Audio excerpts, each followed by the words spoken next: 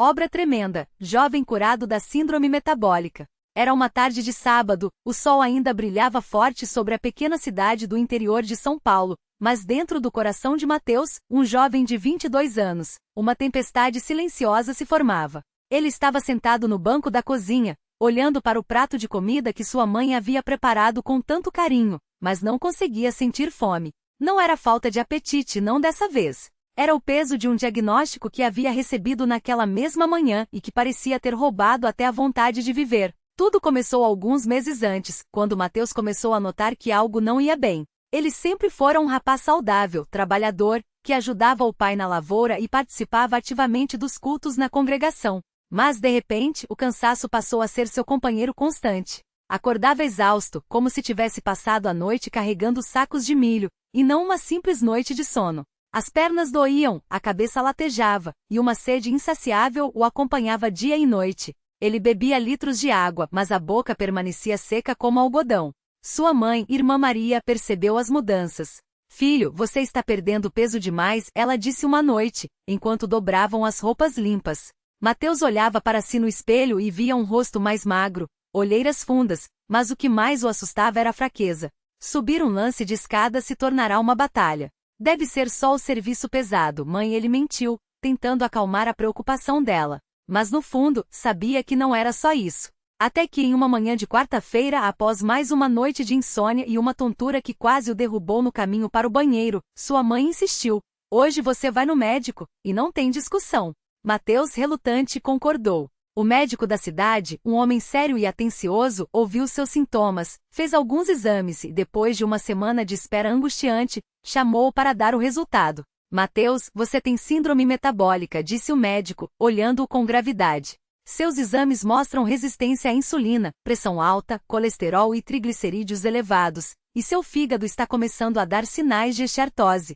Se não cuidar agora, isso pode evoluir para diabetes, problemas cardíacos ou coisa pior." As palavras ecoaram na cabeça de Mateus como marteladas.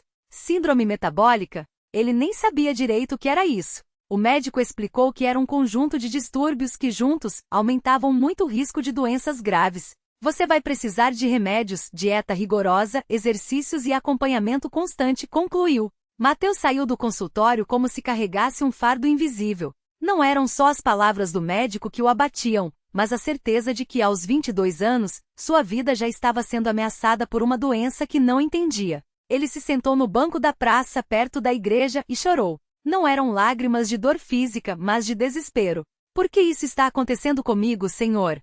Ele sussurrou, olhando para o céu. "Eu sou novo, tenho tanto para fazer, tanto para servir a ti." Naquela noite, durante o culto, Mateus não conseguiu cantar. As palavras dos hinos pareciam distantes, como se estivessem atrás de um vidro espesso. Quando o irmão que presidia anunciou o momento de oração, ele se ajoelhou, mas as palavras não vinham. Só lágrimas.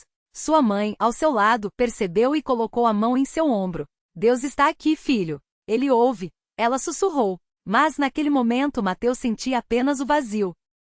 Nos dias que seguiram, a rotina de Mateus virou um pesadelo. Ele começou a tomar os remédios, mas os efeitos colaterais eram terríveis: náuseas, tonturas, uma fraqueza ainda maior. A dieta era restritiva, nada de doces, frituras, quase nenhum carboidrato. Ele, que sempre gostara de um café com pão na padaria da esquina, agora olhava para a comida com tristeza. O pior era a incerteza. E se os remédios não funcionarem? E se eu tiver que tomar isso pela vida toda? E se piorar? Essas perguntas o perseguiam dia e noite. Uma tarde, enquanto ajudava o pai a consertar a cerca da propriedade, Mateus sentiu uma dor aguda no peito. Foi como uma facada tão forte que ele teve que se sentar no chão, ofegante. Seu pai, assustado, correu para ajudá-lo. "Meu filho, o que foi?" Mateus não conseguia falar, só apontava para o peito, os olhos cheios de lágrimas de dor. O pai o levou correndo para casa e sua mãe, ao vê-lo daquele jeito, pegou o telefone para chamar uma ambulância. Mas Mateus, com um fio de voz, pediu: "Não, mãe. Vamos orar primeiro." E foi o que fizeram. A família se ajoelhou ao redor de Mateus, que estava deitado no sofá pálido, suando frio. Sua mãe orou com lágrimas: "Pai Celestial, olha para o meu filho. Tu sabes das nossas fraquezas, tu conheces o nosso coração. Se é da tua vontade, livra-o desse sofrimento. Dá-lhe forças, Senhor, porque sem ti não podemos nada." Seu pai, com a voz embargada, acrescentou: Senhor, tu és o médico dos médicos. Se os homens não podem, tu podes. Toca no corpo do Mateus, restaura a sua saúde, como só tu sabes fazer. Mateus fechou os olhos, em meio à dor, tentou se concentrar nas palavras. De repente, uma paz estranha começou a invadi-lo. Não era alívio da dor, não ainda, mas uma certeza de que não estava sozinho. Ele começou a orar em voz baixa: Senhor Jesus, eu não entendo por que isso está acontecendo, mas eu confio em ti. Se for para a tua glória, me cura. Se for para o meu bem, me dá forças para suportar. Mas por favor, não me deixes. A dor não passou imediatamente, mas algo dentro dele mudou. Era como se uma luz tivesse acendido em meio à escuridão. Naquela noite, Mateus não conseguiu dormir. A dor no peito havia diminuído, mas a preocupação ainda o consumia. Ele pegou a Bíblia que ficava na cabeceira e começou a ler. Não tinha um versículo específico em mente, só queria sentir a presença de Deus. Seus olhos pararam em Salmos 34, 18-19. Perto está o Senhor dos que têm o coração quebrantado e salva-os de espírito oprimido. Muitas são as aflições do justo, mas o Senhor o livra de todas. Aquelas palavras foram como bálsamo. Ele leu e releu até que, exausto, adormeceu com a Bíblia aberta no peito. No dia seguinte, domingo, Mateus foi ao culto determinado a buscar a Deus como nunca. Durante o sermão, o irmão que falava falou sobre a fé que move montanhas, sobre como Deus não muda, e como ele ainda opera milagres nos dias de hoje. Mateus ouviu cada palavra como se fosse dirigida apenas a ele. Quando chegou o momento das orações finais, ele se levantou, foi até a frente e ajoelhou-se no altar. Não disse nada, só chorou. Outros irmãos se aproximaram, colocaram as mãos sobre ele e começaram a orar. Um deles, irmão João, um homem de muita fé, orou com autoridade: Em nome de Jesus, eu determino que essa doença saia do corpo deste jovem. Que o sangue de Cristo purifique cada célula, cada órgão, cada veia. Que a saúde seja restaurada para a glória de Deus. Mateus sentiu algo estranho acontecer. Era como se uma corrente elétrica percorresse seu corpo. Ele não sabia explicar, mas sentiu no fundo da alma que algo havia mudado. Quando se levantou, ainda fraco, mas com uma esperança renovada, olhou para os irmãos e disse: Obrigado. Eu acredito que Deus me ouviu. Nos dias seguintes, Mateus continuou tomando os remédios, mas algo era diferente. A fraqueza não era tão intensa, a sede havia diminuído, e a dor no peito não voltará. Ele começou a ter mais ânimo, a ajudar novamente na lavoura, a participar dos cultos com mais disposição. Uma semana depois do culto onde havia sido orado, ele voltou ao médico para um novo check-up. O médico, surpreso, olhou para os exames e balançou a cabeça. Mateus, seus níveis melhoraram muito. A resistência à insulina diminuiu, a pressão está quase normal, e os triglicerídeos caíram pela metade. Continue assim, porque está dando certo. Mateus saiu do consultório com lágrimas nos olhos, mas dessa vez eram lágrimas de gratidão. Ele não contou ao médico sobre as orações, sobre a noite em que sentiu a presença de Deus de maneira tão real, mas no coração, ele sabia, aquilo não era só efeito dos remédios. Era a mão de Deus agindo. Naquela noite, durante o culto de doutrina, Mateus se levantou e pediu a palavra. Com a voz trêmula, mas firme, ele contou tudo o que havia passado. Falou do diagnóstico, do medo, das noites de dor, das orações da família e dos irmãos, e da certeza que Deus lhe dera de que estaria bem. Eu não sei por que passei por isso, ele disse, olhando para os irmãos reunidos. Mas sei que Deus permitiu para que eu aprendesse a confiar nele de verdade. Hoje estou aqui, não porque os remédios funcionaram sozinhos, mas porque Deus ouviu as nossas orações e operou em meu corpo. Muitos choraram ao ouvir seu relato. Alguns se levantaram para dar testemunhos semelhantes, de como Deus os havia livrado de enfermidades, de como a fé os sustentara nos momentos mais difíceis. O culto daquele dia foi marcado por uma unção especial, como se o Espírito Santo estivesse confirmando: sim, eu estou aqui. Eu ouço. Eu ainda opero milagres. Nos meses que se seguiram, Mateus continuou se cuidando, mas com um coração grato. Os exames foram melhorando a cada consulta, até que quase um ano depois do diagnóstico, o médico o declarou livre da síndrome metabólica. Você está curado, Mateus. Continue com uma vida saudável, mas, pelo que vejo aqui, não há mais sinais da doença. Mateus saiu do consultório e, antes de ir para casa, entrou na igreja. A porta estava aberta, e ele se ajoelhou no primeiro banco, sozinho. Senhor, ele disse, com a voz quebrada pela emoção, eu não tenho palavras para te agradecer. Tu me tiraste do poço da angústia, me livraste de uma doença que poderia me destruir. Não foi pelos médicos, não foi pelos remédios, foi por ti. Eu te darei glória todos os dias da minha vida. E ali em silêncio ele chorou não de dor, mas de gratidão. Hoje Mateus é um jovem cheio de vida. Ele ajuda na obra do Senhor, visita os doentes, ora pelos que passam pelo que ele passou. Sempre que alguém lhe pergunta como foi curado, ele responde com um sorriso: foi Deus. Só ele poderia ter feito isso. E quando olha para trás, para aqueles dias de escuridão, ele não vê apenas o sofrimento, mas a mão poderosa de Deus que o sustentou, que o curou, que o restaurou. Que este relato sirva de encorajamento para todos que passam por lutas, por enfermidades, por momentos em que parece que não há saída. Deus não mudou. Ele ainda ouve, ainda opera, ainda cura. Basta confiar. Basta crer. Porque no final a vitória é dele, e ele a compartilha com aqueles que o buscam de todo o coração. Mateus não esqueceu o dia em que, depois de receber a notícia da cura, sentiu um desejo profundo de compartilhar com os irmãos o que Deus havia feito por ele.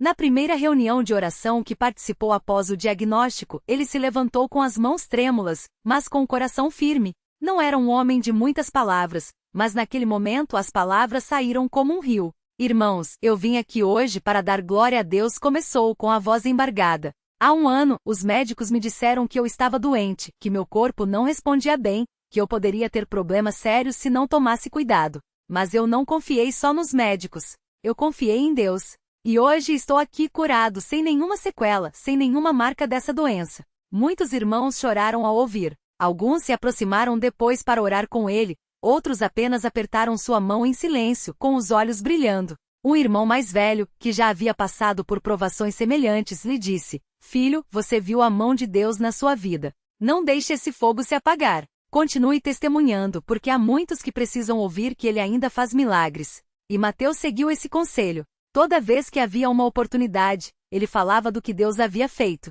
Não era um testemunho ensaiado, não eram palavras bonitas para impressionar. Era verdade pura, saindo de um coração agradecido. Em uma tarde de sábado, enquanto ajudava a arrumar as cadeiras após o culto, um jovem que havia chegado recentemente à igreja se aproximou dele. Irmão Mateus, eu ouvi seu testemunho na semana passada. Eu também tenho um problema de saúde, e às vezes fico com medo. Como o senhor conseguiu ter tanta fé? Mateus parou o que estava fazendo e olhou nos olhos daquele jovem. Não foi por minha força, irmão. Foi porque eu não tinha para onde correr. Eu me ajoelhei e disse a Deus: se o Senhor não me ajudar, eu não tenho esperança. E ele me ouviu. Não foi de uma vez, não foi do jeito que eu imaginava, mas ele foi fiel. Cada dia que eu me levantava, cada vez que eu ia ao médico e via uma pequena melhora, eu sabia que era ele agindo. A fé não é a gente forçar a acreditar em algo. É confiar que Deus sabe o que está fazendo, mesmo quando a gente não entende.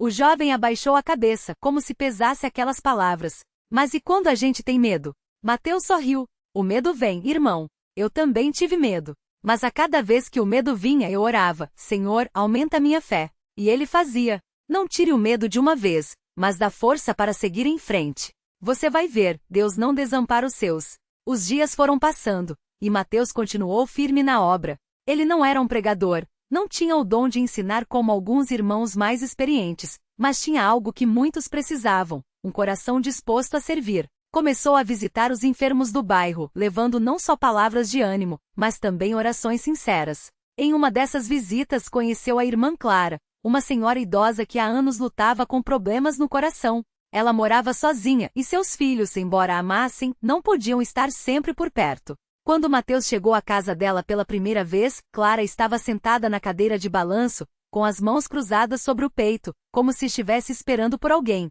Entre meu filho, ela disse, com um sorriso fraco. Eu já ouvi falar de você. Dizem que Deus te curou de uma doença feia. Mateus sentou-se ao lado dela e contou tudo, sem pressa. Clara ouvia, às vezes fechando os olhos, como se estivesse gravando cada palavra. Quando ele terminou, ela pegou sua mão e disse: ore por mim, filho. Eu também quero sentir esse Deus perto de mim. E Mateus orou. Não foi uma oração longa, cheia de palavras difíceis. Foi simples, como uma criança falando com o pai. Senhor, a irmã Clara precisa de ti. Tu conheces o coração dela, conheces as dores dela. Estende tua mão, como estendeste para mim. Dá-lhe forças, dá-lhe paz. E se for da tua vontade, restaura a saúde dela, para que muitos vejam e glorifiquem teu nome. Clara chorou enquanto ele orava. Depois ela apertou sua mão e disse: volte sempre, meu filho. Suas palavras me fazem bem. Mateus passou a visitar Clara toda semana. Às vezes, levava um pouco de comida, outras vezes, só ia para sentar ao lado dela e ler a Bíblia. Um dia, depois de algumas semanas, Clara lhe disse: "Eu sonhei com você ontem à noite. Sonhei que estávamos numa igreja cheia de gente, e você estava lá na frente, louvando a Deus.